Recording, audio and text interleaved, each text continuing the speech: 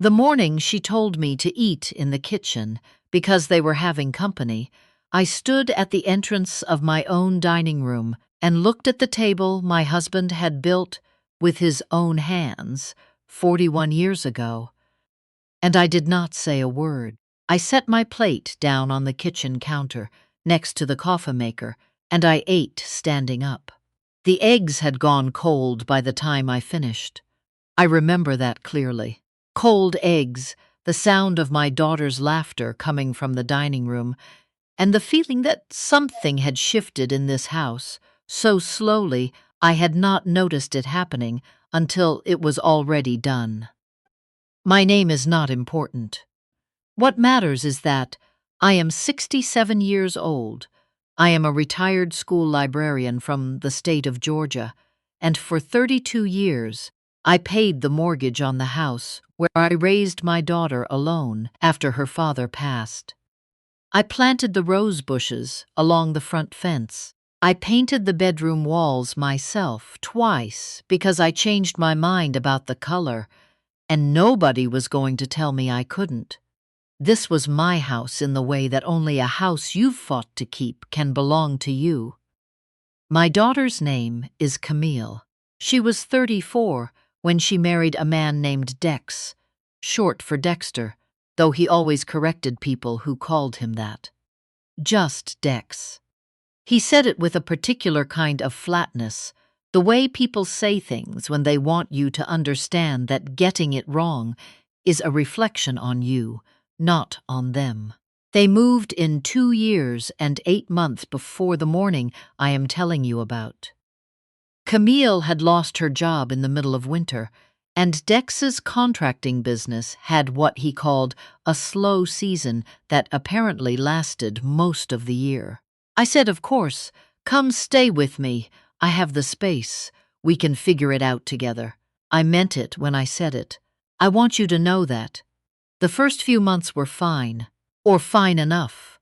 Dex was quiet in a way I mistook for respectful. He ate what I cooked without complaint, kept his things mostly to one side of the living room, said, "Yes, ma'am," when I reminded them about the recycling. I thought, well, this might work. Camille seemed lighter than she had been in years. I told myself I was helping. What I didn't see, or didn't let myself see, was how the house was rearranging itself around them. It happened in increments. A new couch that Dex picked out because he said the old one hurt his back, placed where my armchair used to be. My armchair moved to the corner near the window where the light is bad. My good pots moved to a lower shelf because Camille said she needed the upper cabinet for their things. The small things you don't fight because fighting feels petty, and then one day you look up and the house doesn't recognize you anymore. Dex stopped saying, "Yes, ma'am," somewhere around month 4. By the end of the first year, he had a habit of turning the television to whatever he wanted when he came into the room, regardless of what I was watching. The first time he did it, I assumed he hadn't noticed. The second time, I mentioned it, lightly, the way you mention things to keep the peace. He said he'd had a long day. I let it go. The third time he did it, he changed the channel while I was mid-sentence talking to Camille, and neither of them acknowledged it. I looked at my daughter. She was looking at the screen. That's when I first understood that the problem was not just Dex. The slow season of his business appeared to have no end. Camille found part-time work at a salon downtown, 3 days a week. What Dex did during the day was something I could never entirely account for. He was home most mornings when I left for my volunteer shift at the library, and home most evenings when I returned. There was always a reason things weren't moving forward. A client who hadn't paid, a permit that was delayed, a partner who had let him down. I had been a school teacher long enough to recognize the particular grammar of someone explaining why something is never their fault. I did not ask them for rent. I told myself this was because they were family. And I believed that, and I also believed that eventually things would turn around and they would move into their own place, and I would have my house back, and we would all remember this as a hard season we got through together. That is the story I told myself for 2 years and 8 months. The morning everything changed was a Saturday in October. I had been up since 6. I made coffee the way I always make it, the way my husband taught me, with a pinch of salt in the grounds, because he swore it made it smoother. And I cannot tell you whether that is true, but I cannot make coffee any other way now.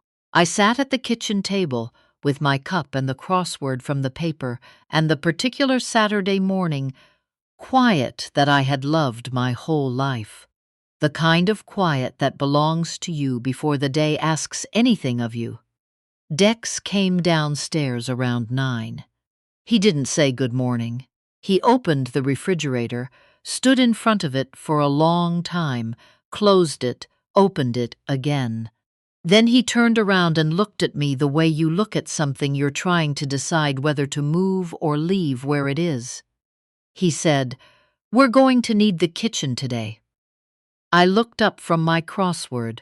I said, "Pardon me?" He said they were having some people over in the afternoon, friends of his, something about watching a game. He said they'd be cooking and they needed the space, and it would probably just be easier if I made plans to be somewhere else. I put my pen down on the table. I said, "I'm sorry, you need me to leave my house?" He said he wasn't asking me to leave, just to give them some space. He said it like that was a reasonable distinction. He said Camille thought it would be more comfortable for everyone. I looked at him for a moment. Then I picked up my pen and looked back down at my crossword. I said, "I'll be in the garden if Camille wants to talk to me." I heard him exhale. The kind of exhale that is meant to be heard. He said, "See, I'm being serious." I said, "I know you are." I finished filling in 23 across. Then I got up, rinsed my cup, and went out through the back door. I didn't go back inside until I heard his friends arrive, 4 men I had never met who parked their trucks in my driveway and let the screen door slam behind them. I came through the back, went upstairs and called my friend Ottoline, who has known me since we were both young mothers pushing strollers around the same park, and who has the specific gift of listening without interrupting. I told her what had happened. She was quiet for a moment. Then she said, "How long has this been building?" I said, 2 years and 8 months. She said, "What are you going to do?" I said I didn't know yet, but I said it in the way you say things when you actually do know, and you just need a moment to make peace with it. Camille came upstairs around 7 that evening after the friends had gone. I was sitting on the edge of my bed, reading. She stood in the doorway and said she'd heard Dex talk to me earlier, and she hoped it hadn't been weird. That was the word she used. Weird. I put my book down and looked at my daughter.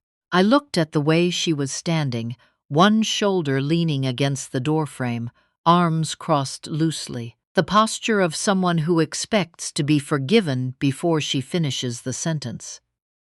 I said, "Camille, do you know whose house this is?" She said, "Mama, don't make it a thing." I said, "I'm not making it anything. I'm asking a question." She said they were just trying to make it feel like a home, too. That's all, that she didn't think it was unreasonable. She said Dex felt like a guest all the time, and it wasn't healthy. I said, "Dex is a guest. You both are. That's not an insult. That's just what's true." She looked at me with the particular expression she has had since she was 14 years old, the one that means she believes I am being difficult for its own sake. Then she said good night and pulled the door almost closed, not quite latched. which is something she has done her entire life when she wants to signal that a conversation isn't over even when she's the one ending it. I sat on the edge of my bed for a long time. I thought about my husband, who died when Camille was 9, and who would have known exactly what to say in this moment. He always did. I thought about the years after, when it was just the two of us in this house, and how I worked double shifts at the school to make sure we never missed a mortgage payment. Not once. I thought about the rose bushes and the paint colors and the way this house smelled in October, with the windows open, like leaves and coffee and something I couldn't name, just home. I thought, I have been patient for a very long time. The next morning I drove to church, came home, had lunch alone, and then I did something I had been thinking about and not doing for 2 years and 8 months. I called my neighbor's son, who is a real estate attorney, and I asked him to come by in the week. His name is Percy. He is 29 years old and very serious in the way that young lawyers sometimes are, like seriousness is a suit they put on every morning and haven't yet forgotten they're wearing. He came by on a Tuesday, sat at my kitchen table, and I explained the situation. He asked how long they had been living there without a formal rental agreement. I said almost 3 years. He nodded slowly. He explained that in Georgia, depending on the circumstances, a person who has lived in a property for an extended period may acquire certain rights as an occupant. Not ownership, he was clear about that, but rights that affected the process required to have them leave. He explained that the correct path was a formal, written notice, properly served, with legally specific language and timelines. I listened to everything he said. Then I asked him what I needed to do. He told me. I thanked him, walked him to the door, and stood on my front porch after he left and looked at the rose bushes for a while. A few of them still had blooms, deep red, the ones my husband planted the fall before he got sick. I had kept them alive for 26 years. I went back inside and sat down at the desk in my bedroom, which was where I used to grade papers when I was still teaching, and I wrote down a list of everything I needed to do. Not because I needed a list. Because writing things down is how I make them real. The formal notice was prepared and served on a Thursday morning while Camille was at the salon and Dex was wherever Dex went. Percy arranged for a process server. I did not watch from the window. I had an appointment at the garden center to order mulch for the rose beds, and that is where I was. Camille called me before I got back to my car. She said, "Mama, what is this?" I said, "It's a legal notice. Percy can explain it to you if you have questions about the language." She said, "You hired a lawyer? You hired a lawyer against us?" I said, "I didn't hire anyone against anyone. I hired someone to help me take care of my own property." She started to cry. I had expected this. I had thought about it a great deal in the quiet of the previous week, and I had decided that her tears were not the same as her being wrong, and my being moved by her tears was not the same as me being mistaken. I had loved my daughter through a great many things. I would love her through this too. But love and boundaries are not opposites. I had just taken 32 years to fully understand that. I said, "Camille, I love you. I want you to know that is not in question. What I need you to understand is that I will not live in my own house as a guest. That's not something I'm willing to do." She said, "This is Dex's fault." I said, "What happens between you and Dex is between you and Dex." There was a long silence. Then she said, "How long do we have?" I told her. She said, "Okay." She didn't say anything else. The weeks that followed were not easy. I will not pretend they were. Dex did not speak to me. He moved through the house like I had become a presence he was refusing to acknowledge, the way children pretend something doesn't exist if they don't look at it. Camille was present and absent in alternating ways, sometimes coming downstairs and making tea and sitting at the kitchen table like things were normal, sometimes disappearing into their room for the whole of a Sunday.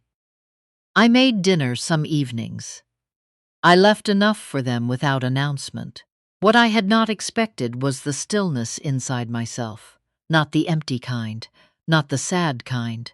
There is a specific kind of calm that comes when you finally do the thing you should have done long ago, and it has something to do with the way your own spine feels, like something got put back into alignment, that you had gotten used to being wrong.